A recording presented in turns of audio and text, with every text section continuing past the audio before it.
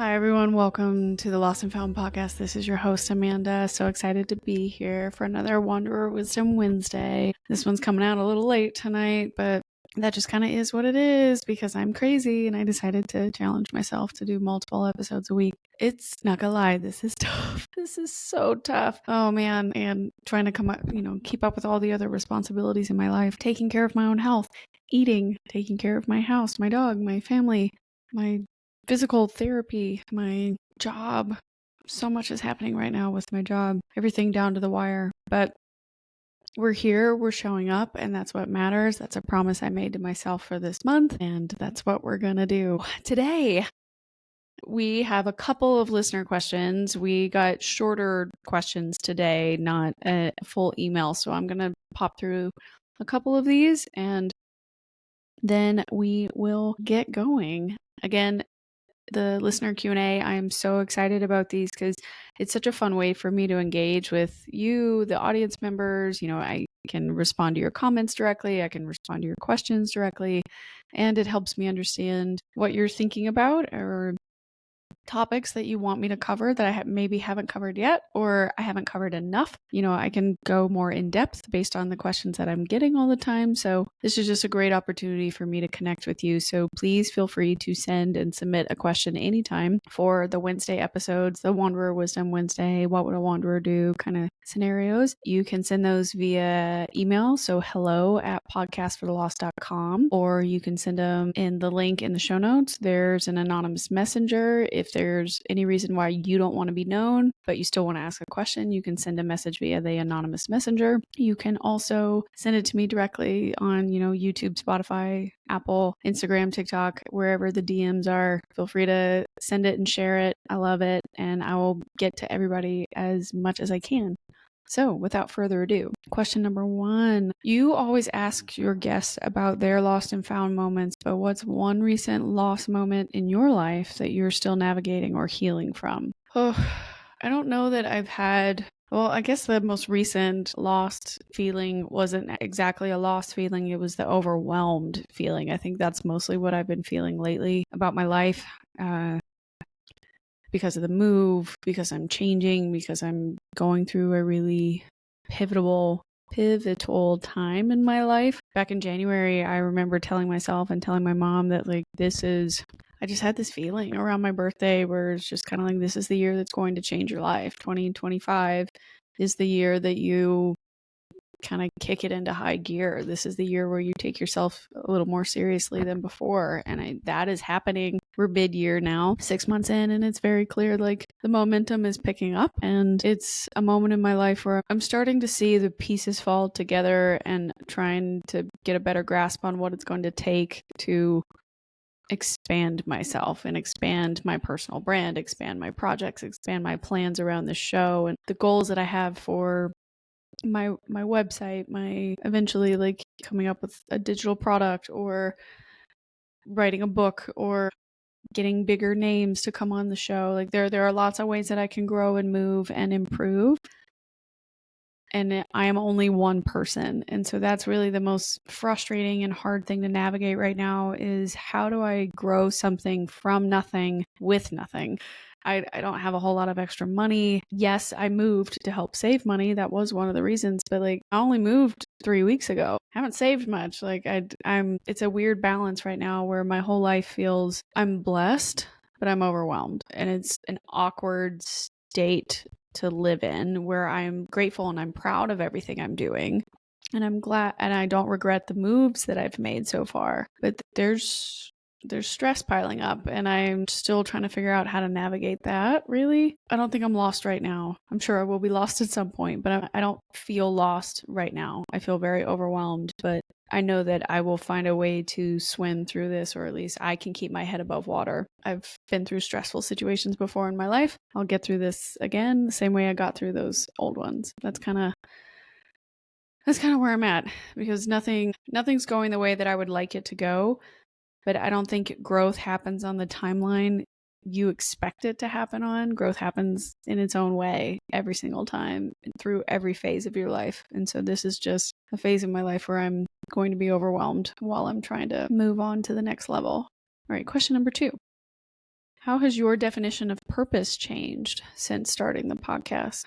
That's a really good question, because purpose is a core pillar of this show, and it's a core pillar of what I care about and why I have attempted to change my life in lots of ways. I know that's like so shiny, but I don't have good lighting in here, so we're doing the best we can. Sorry, I got distracted. Okay. Purpose, I think I have finally accepted that your purpose can change, right? And through this podcast, I have learned that your purpose doesn't have to be stagnant. And even if your purpose actually is the same, the context in which you exude or exhibit or conduct that purposeful path can change. So your skill sets and what you're good at and what you enjoy and what brings you happiness and what lights you up may not necessarily change, but the context in which you get to show that off or you get to engage in that feeling can. Does that make sense? I was just talking to Jeremy Horn. He's a guest that'll be coming out later in July. We were talking about how I was trying to explain to him how I started to realize that I've always enjoyed acts of service. It's a major love language for me, right? And so it's very, very clear that acts of service was a big deal. And that's why I derive so much purpose out of my original job with FBI, I think, because it's not a ghost. It's Dirk. I'm just kidding. Sorry, for anybody on YouTube, you just saw my door open real slowly and you can't see Dirk, so it looks like a ghost entered the room. But anyway, where was I? Acts of service. Right.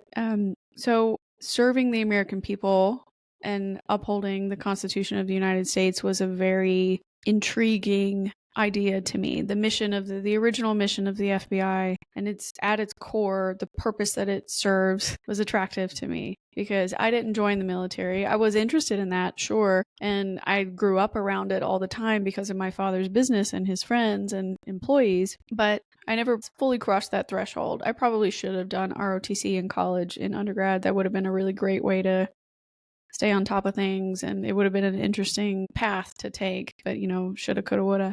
Anyway, I thought the next best thing was to lean into the criminal justice degree that I had and to work for the Bureau because I admired all of my professors that were former FBI and former intelligence agency related careers. And it was fascinating, and they did get to contribute to, in my opinion, to society in a way that you don't always get to see it. And if they're doing their job right, you won't know that it happened, but that your rights were protected and that law and order was maintained and that you get to continue to live the life and have the civil liberties that you have because of this agency.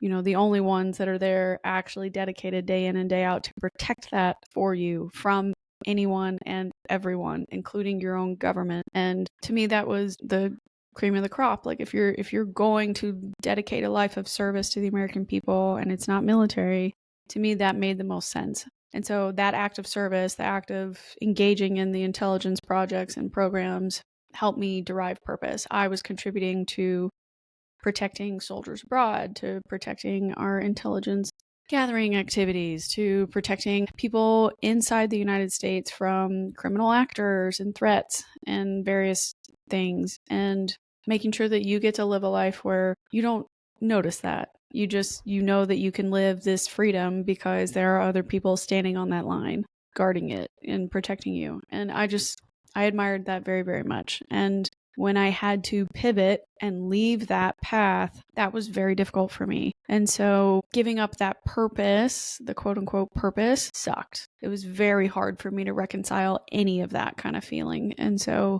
I had to find a way to give service in other ways. It turns out that one of the best ways for me to show acts of service for others was to start by sharing my own experiences on the podcast. So my purpose pivoted from protecting you from behind the scenes to now engaging with you on the front line by sharing a raw, unfiltered, unedited, really side of myself and showing you that not everybody has it all together all the time. Not everybody has a perfect life all together all the time. Not everybody knows exactly what it is they want or what they're doing or where they're going all the time. You don't have to give up your core purpose, your core self to have a fulfilling life.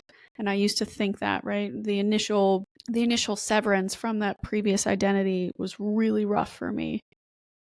And I do still think about it, even 3 years out. I do still think about what it would have been like if I had been there still. And most likely because of what I worked on and the people I was with and where I had been stationed and stuff. It turns out now, in hindsight, the 3 years later, watching what's been happening since January 2025, I probably would have gotten fired at this point. So because of decisions that are being made. And it turns out that me leaving 3 years ago wasn't necessarily a bad idea, because apparently if I had stayed, I would have just been avoiding the inevitable. I was avoiding the inevitable, which was me getting fired, because the units that I used to work for are gone now. And so it's very obvious that maybe I dodged a bullet by choosing to pivot my purpose in another direction, to channel my purpose in another way. And so now my acts of service is I share these stories, I connect people, I help people remember that they can and have all the power within them to do whatever it is that they really want to do. But it absolutely starts with changing yourself. If you want to change your life, you have to start with changing yourself first, changing your perspective, your mental health, your physical health, your emotional health, your social health, your ability to communicate who you are and what you envision for your future life, and what exactly does a good life look like to you. I want to help people figure that out. That's how I would think of purpose now. It's more like it's almost like an inherent gift you were given, and learning how to lean into it helps identify it more and helps it flourish more, but not letting yourself get so frustrated when, if you're just trying to figure it out, that's okay. Does that make sense? I hope so. I feel like that was a really long answer for that question. If you could go back and give one message to the version of yourself who left national security to pursue this path, what would you say? Oh man, I haven't cried on this podcast in a long time. I would tell her that the anxiety and the sadness and the heaviness that you feel about your job and about your future are not in your head. They are signs from the universe. They are your intuition trying to speak to you. And you've either not listened, or they have become serious enough to where it's now manifesting physically in your body. So the stress that you're feeling, there was a point I don't know if I've talked about this on the show yet or not, but I think it was spring of 2021. There was like a month-ish period. It would have been right after my mom and dad moved, right after, to take care of my grandmother. And that period, my grandmother she had fallen and injured herself. And my mom was spending all of the first 9 months of living in Kingsport in her house. And so all of these medical things kept happening. And I'm going to butcher the order in which they happened, so Mom, don't get mad. Essentially, I was on the verge of a breakup, so it was really stressful because I could tell something was off and something wasn't right. And a breakup eventually happened, but in like a 1 month span, I had the breakdown of a relationship, a breakup. My grandmother fell, and because she got injured, they were running all these tests on her, and they ended up diagnosing her with lung cancer. Luckily, they caught it early, but like, she had been diagnosed, so that was bad. My mom had essentially moved in with her to stay there full time. One of the teams I was working on at the FBI, it was a briefing team, and things were not going well on that team. We had creative differences about the amount of effort and stuff that we wanted to put into that project, and I was putting in more. And one day the boss told us, if you need to restructure, like, do whatever, because we have a new leader for your daily team, for your weekly tasks. And that leader did decide to restructure. And when they restructured, they cut the sections of the project that were mine. And so I was completely taken aback, and I had no idea that was coming. So I felt so blindsided in the meeting that we were in. And I raised my hand that day. It was like in that 1 week, the day before I'd found out my grandmother has cancer, I get told in a meeting that I'm no longer invited to work on this team, or that my contributions are no longer necessary.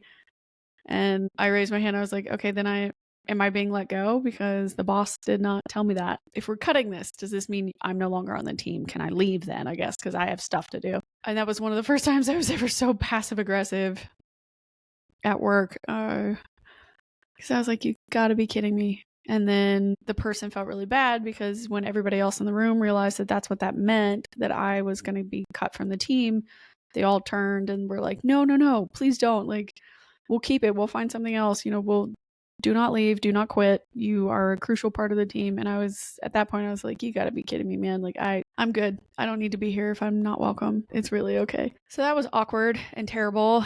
And the person wanted to be like, I'm really sorry. You seemed upset. And it was one of those where it's just kind of like, yes, I'm upset, but I'm not in a place because my personal life outside of the office was stressful. I'm sure I was putting out bad vibes that day at work. And so because there was a professional setting, I was trying to not have a breakdown. I was kind of like, I don't want to talk about this today. It's fine.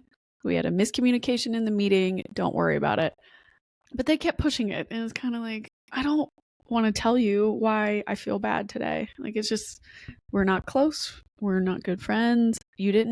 It was just a mistake. It didn't mean anything. I'll be okay. Like, I really wanted to let it go, but they didn't want to let it go. So that made my whole mood way worse. But that was a time period where all those, like, work was just weird. I got broken up with by somebody that I thought, not that they were necessarily the one, but we had been on again and off again for a while, and I thought this time it was going to stick, and it didn't. It did not. So that was pretty shitty. But I do remember being in the shower and like losing so much hair all the time and like losing so much weight. And I kept blaming all of that on, you're just stressed because your job is intense. You're just stressed because you're getting bullied at work. You're just stressed because you got broken up with. And yes, like that, those are all just in silos. Those things were all happening. But like when it would be thing after thing after thing, something had to give. And there's definitely a difference between you're having a bad day, you're having a bad month, versus this means it's over. This means something's wrong. Something's not connecting. You are not aligned. You are not being the person you were meant to be. And when you're not the person you're meant to be, you erode who you are. And every single time you choose to do something like that, or you keep taking a step down a path that's wrong for you, you chip away at who you really are. And a piece of you dies, a piece of you's gone, a piece after piece. And I think that I would tell her, if I'm going back to that version of myself in that moment, I would tell her she needs to listen to what's happening, not just experience what's happening, listen to what's happening, because this is it. These are the signs that something's wrong with your alignment, something's wrong with your path, something's wrong with your purpose. Like you shouldn't be banging your head against the brick wall every single day.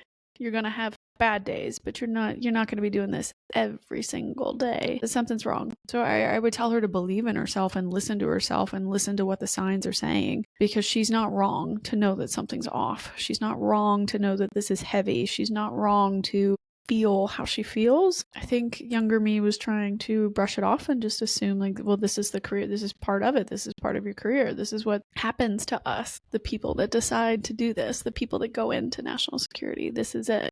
You chose this. Now you have to put up with it. Nah, bro. You chose it, but you can also choose to leave it. That's essentially what I would say to her, and give her a giant hug and buy her a bunch of Nutrafol and be like, bitch, eat some protein. Come on.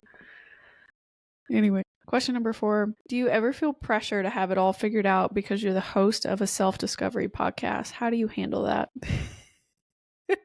I don't get the pressure to have it all figured out from the guests or from the listeners or like anybody that I engage with in the community. The Wanderers don't put pressure on me to have it figured out, because this is a show where I openly admit that I do not have it figured out, that I have no certifications in this. I'm not a best-selling author. I'm not an international guru of any kind, like, Lewis Howes and Jay Shetty and Mel Robbins, Eddie Pinero, all the motivational speakers, Case Kenny, all of these different podcasters, Stephen Bartlett from The Diary of a CEO. I'm not these people. I'm not. I'm just some girl on the internet trying to figure out what to do with her life. And the pressure to have it all figured out right now, I think, comes from society. So it's like still the internal misogyny, the biological clock type things. Like the pressure to have it all figured out comes from the pressure that I should have been somewhere else at this point in my life. So the fear of falling behind, that's where the pressure, I think, comes from, for you have to have it all figured out right now, because a 34-year-old woman would have had XYZ done by now.